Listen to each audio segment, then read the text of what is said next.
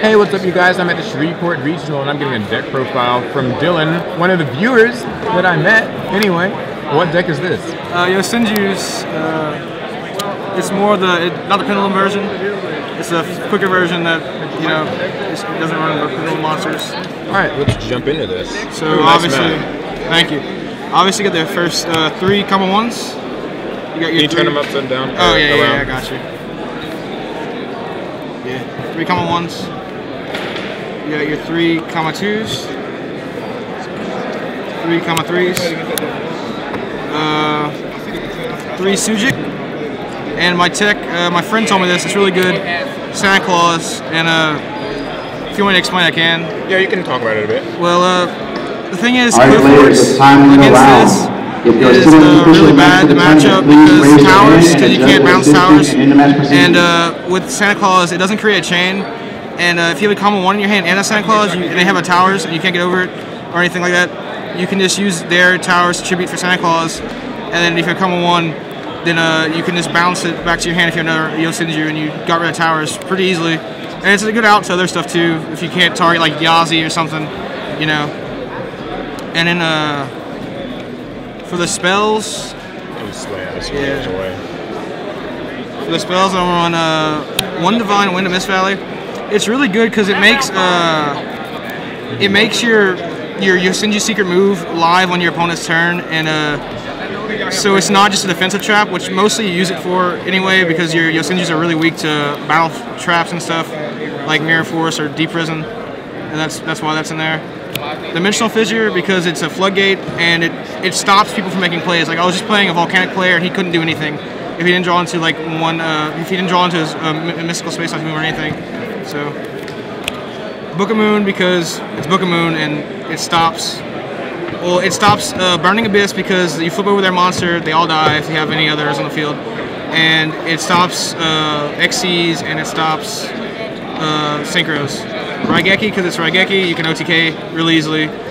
Just clear your opponent's field, go for attack. 3 Tenkeys, you can search any of the Yosenju monsters with the Tenkeys, it's pretty good. And they gain 1,000 attack. 3 Pod Duality. Pod Duality, it doesn't hurt you at all because you don't special summon at all. And you just dig deeper in your deck. It's like a better version of Upstart in here. 3 MSTs, because again, battle traps, you can, if you know your opponent's playing battle traps against you, you can just use that against them. Or Phoenix Chains really hurt, so just chain MST to them. That's it for the spell lineup. And for the traps, I'm playing 1 macro. This card is at 1 for a reason. It's too good. Somebody plays, they activate Shadal Fusion macro. Any Shadal deck will just die if you have this on the field, because if you chain it right, then it's done. Vanity's Emptiness, same thing. This will go for Necros, Shadals, anything that uses, you can tell when they're about to go for a move. You can just activate Vanities, just stop them from going any further, unless you have the answer to it. Bottomless it's been a card since it came out. It's been one of the best cards, trap-wise. The only problem with this is it doesn't go good against Winda, because Winda can't be destroyed. And that's why Solemn Warning is really good too, because Winda's not a threat for this deck, but, it's still a card. Next, we got Compulse. Compulse is just spot removal, we got 2 breakthrough skills, because, Burning Abyss, not Burning Abyss, the Mirror Match, you can just activate that. They can't get their effects, obviously. They stay on the field. It makes their traps live for next turn, but, it's okay.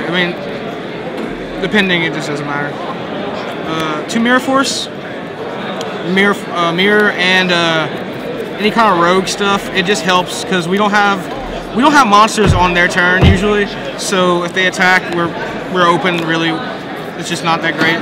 So we're gonna have good battle traps, and that's why I also run 2 Deep Prisons, because anything that can't be destroyed, so Mirror Force can't get it. Deep Prison usually will be there. I guess that's kind of a factor you have to go into. You might not have it, but And in the end, 3 Yosenju secret move, because This card is stupid. It just negates any effects that activate. It negates effect veilers. So like if your opponent activates effect veiler from hand to negate your comma 2, just flip that, negates it.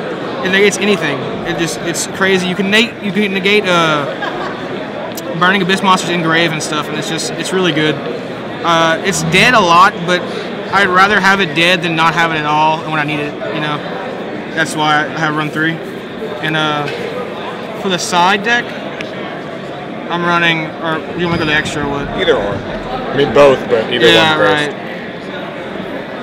I'm running 2 Yosenju dieback because my friend actually let me borrow these 2. My friend actually let me borrow these 2 for today because I had no out the towers at first, and that's my other friend told me about the Santa Claus thing. So I'm running these 2 for out the towers because you can put them in your pendulum zone, and you could get your comma 2 out, use Sujik effect, and get the 300 plus this, so you can get over towers because your monster's going to be at 31, I believe. That's how much, yeah. And then you got to run. I run the extra Santa Claus just for the Clifford matchup in case I actually go against Cliffords, and I can side in another one. It's really good. I mean, I understand that. I actually just put it in today, like right before the tournament. It's really good. Running 2 Lancia for. It could be for Spiritual Beast, but they mostly banish from field. They don't really banish from grave that much, but if they do, I can do that. Also, it's for Necros because if I know they have no tributes in their hand, like if they have a low amount of cards in their hand, and I can play this after they play their spell because it is a quick effect and I can tribute it from hand, so I can chain it, and they won't be able to banish from their graveyard. So I assume I haven't used it, so I really don't know, but because I haven't played Necros, but I assume their ritual spells would fizzle. I have to check that out. But yeah, that's why I play him. 2 Flying Sea because Flying Sea destroys Burning Abyss and Stellar Knights. If I would draw into them, I haven't drawn into them against the. Well, I have, but they mind crushed it. Yeah, but they're another card, and they're all the Burning Abyss monsters die, so it just makes it to where they have to. They can't really have to go out of their way to get rid of it. They might, if they have Dark Hole, that's probably the only way. Besides synchroing maybe, but they don't run any synchros besides Virgil usually, I would assume. 3 Noblemen of Crossout. Shadal's not being the one hit. I came into the tournament thinking that probably it'd be Shadal's mostly played and Necros with Clifforts and Burning Abyss, since tour guides have won, that they wouldn't play it Burning Abyss that as much, but I only went up against Burning Abyss. I haven't gone up against Shadal's yet. So they're kind of just in there, and they don't. That's the only matchup they're good against right now. I play 1 Soul Release because this card, if you draw it and your opponent has a lot of cards in their field or their graveyard, and they have a Falco on board face down, you can just play this, and you're gonna more than likely hit all their Shadal monsters in their grave, and they're gonna be out of options. You don't even have to. You can target up to 5. You don't have to do all 5 in the graveyard. So you don't have to do any of yours if you don't want to, but it's really good against that, and it's good against Lightsworns because it takes 4 of their options for Judgment Dragon out of the grave, and it's really good. And I run 2 Wiretap because in game 2, if they know I'm playing Yosenju, they'll usually put in Battle Traps, and that's another thing. Battle Traps, again, like I said before, they're the biggest. We lose to Mirror Force. We lose to Torrential. Torrential's not a Battle Trap, but it's a big factor, and we really need our monsters to stay alive and be in our hand. So I run those 2. I run 1 Trap Trick Strapple Nightmare. It's really good against Necros and other cards like I don't know. I think I really probably only was thinking about Necros when I put this in, because Necros they always get their effects. Like Trishula just comes out, banishes 3. You can just negate it with that, especially someone on that turn. I run 1 Thunder King. That's for Necros also. This card, if you get on the field with Necros, that's if they have no out to it, it's pretty much game. Sure, you can't search with your Yosenju comma 3, and you can't use your secret moves. But I mean, Necros is a really hard matchup for Yosenjus at times, and Thunder King would help. It helps a lot. I haven't played Necros, so I haven't really used it. I really wouldn't exactly know, but yeah, that's what it seems. now to the extra deck. It's not completed, but I got a lot of cards for it today, and it's obviously a lot of one of XCs. Start off. I just got the Castell. I can't use it, but I'm gonna put it in. It's in there. It's Castell. It's just good. It just bounces the card, you know, for 2. Play 2 Tiger King, Brotherhood of the Firefist Tiger King, because you can when you summon you get Tinky, and you can pretty much set it up to where you don't lose any of your Yosenju monsters if you have the right setup, because you can just use Tinky to get one back that you used on the. After you do your battle phase, you search with Common 3. You can just use it to get everything back, pretty much. If you do it right. 1 Downard. This is there because I had room, and I was debating on running Mind Control or not, and for Burning Abyss, but I didn't run Mind Control because also Snatch Tail is banned now because the new ban list, obviously. So Downard's kind of dead a lot without the Mind Control. It's just in there for room space wise, you know. Just have it there, and you can still do it with the cards, but you know. I run 1 Black Ship of Corn because of it's just an out to stuff. Anything that can't be destroyed and has 21 attack, like if you want to just get over Honor Arc without having to attack, you can go into him. I actually won a game like that with this card. The guy had Honor Arc. I just use his effect, send it to grave. Run 1 Honor Arc because Honor Arc is crazy. You absorb a monster and he can't be destroyed once. Even if they break through skill it before you absorb the monster. I mean, I guess you still lose the material, but you know it's a 21 body. I guess it kind of sucks if they do break through skill or anything. 1 Crazy Box because a lot of decks can't get over 3,000, and then also it's an out. It's not an out to powers, but if Cliff Forts are playing Skill Drain, I know Skill Drain's at 1 now, but it's a 3,000 body.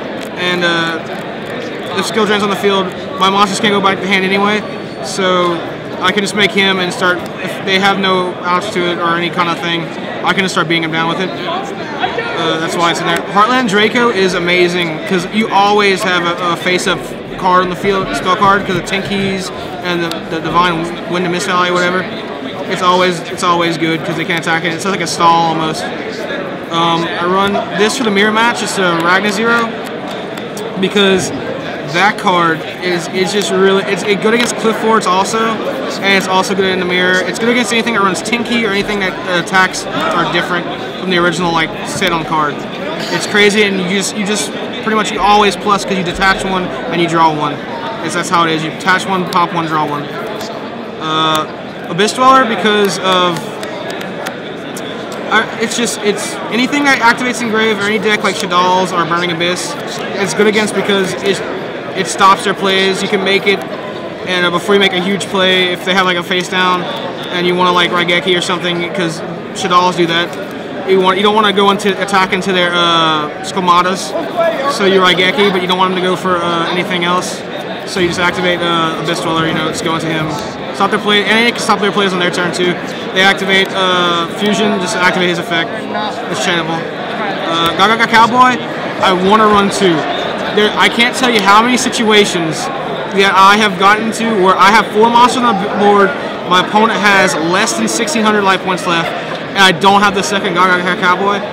It's crazy. Like you can pretty much, if you really want, you need to main 2 in this deck, because I don't have the second one. I would run it if I could though. It'd be really nice. I would have won a lot of games like that. Lavalval Chain, I never make it. It's just there because it's Lavalval Chain, and you can stack a card. You can do a lot of stuff. And my side deck, my extra deck is really like loose right now because I have nothing really in it. Next is Ragnar Zero. That Ragnar Zero stops a lot of Shadal plays and Burning Abyss because it takes our monster out of the graveyard. And if you know they have a Falco set, and they only have 2, you can just make Ragnar, just attack into their Falco doesn't get their effects, you know, stuff like that. And Diamond Dire because all the monsters are Beast Warrior, and if you just happen to like have one in the field while you have Diamond Dire, you can pop him. Also, you can pop the monster on the field if he's like breakthrough skill or something like that. You can just pop him and pop the card. You don't have to pop Diamond Dire, which is usually what players do in most decks is just pop the Diamond Dire. He's just an out to different things also. That's why. So yeah. That's the profile. So, how do you feel about Yosenju? Would you say it's like a sort of a sleeper pick, or? Yosenju's, the only reason I'm playing them, honestly, is because I had the whole deck pretty much at my house made, and I was gonna run a form of cat, but it's not that great in this meta anymore, and that's the reason I'm running them. It's because I just picked them up, and they're really, honestly, they are really good. It's just depending on what you draw. Like I bricked a couple times today because I drew into all my traps and stuff. But yeah, it's definitely one of those decks where it can be either or. It depends on your matchups too. Like Burning Abyss, I would say you don't have is probably one of the worst matchups with Cliff Forts. Yeah, you can bounce their Dantes, but their material still gets their effects and stuff. But yeah, all right. If you want a deck, it's a cheap deck and you can get it. It's really easy to make. Well, I appreciate the profile. Remember, guys, leave a comment if you liked it and give it a thumbs up and subscribe for more Yu-Gi-Oh videos. Thanks again, Dylan, and I will catch you guys later.